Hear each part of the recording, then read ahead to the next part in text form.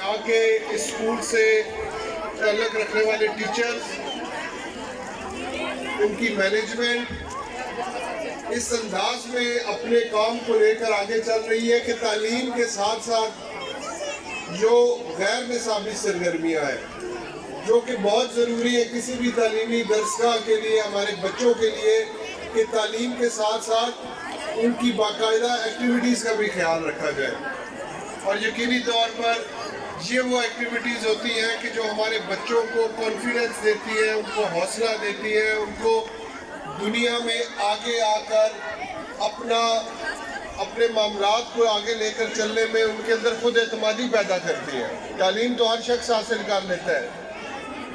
ٹاٹ پر بیٹھ کے بچے اسکول میں تعلیم حاصل کر لیتے ہیں. ایئر کنڈیشنز کمروں کے اندر بیٹھے پرائیویٹ اسکولوں کے اندر ہزاروں کی رقم کے اندر فیس دینے والے بچے بھی تعلیم حاصل کر لیتے ہیں. لیکن آگے چل کر دنیا میں وہی لوگ کامیاب ہوتے ہیں کہ جن کے اندر آپ خود اعتمادی پیدا کرتے ہیں، جن کو اتنا یقین ہوتا ہے کہ وہ اپنی بات بڑے سے بڑے مجمع کے اندر کر بھی سکتے ہیں اور اپنی بات کو اگلے کے سامنے منوا بھی سکتے ہیں. تو یہ چیز ہوتی ہے کہ جو ایک استاد، ایک معلم اپنے ان بچوں کے اندر پیدا کرتا ہے.